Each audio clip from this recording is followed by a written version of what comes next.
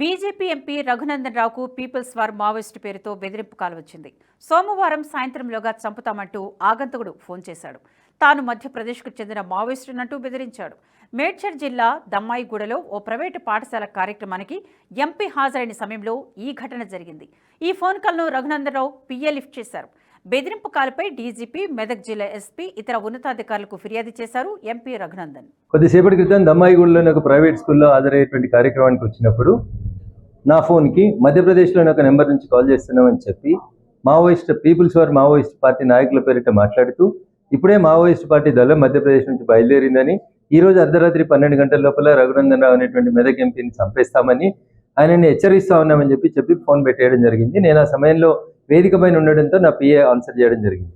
కొద్దిసేపటి క్రితం ఇప్పుడు మీ అందరితో మాట్లాడుతున్నప్పుడు మళ్ళీ అదే నెంబర్ నుంచి రెండోసారి కాల్ రావడం జరిగింది. ఈ రోజు అర్ధరాత్రి 12 గంటలకే డెడ్ లైన్ అని చెప్తూ జాగ్రత్తగా ఉండమను, మేము వస్తా ఉన్నాం, బయలుదేరినామని చెప్పి మళ్ళీ అదే నెంబర్ నుంచి సెకండ్ టైం రిపీటెడ్ కాల్ రావడం జరిగింది. సో వీటిని బట్టి ఏమర్థమవుతా ఉందంటే ఆపరేషన్ కగారు పేరిట జరుగుతున్నటువంటి ఈ కొట్లాట లోపల మావోయిస్ట్ పార్టీ ఏదో ఒక రకమైనటువంటి సెన్సేషన్ కోసం ఏమైనా చేయాలనుకుంటుందా తెలియదు.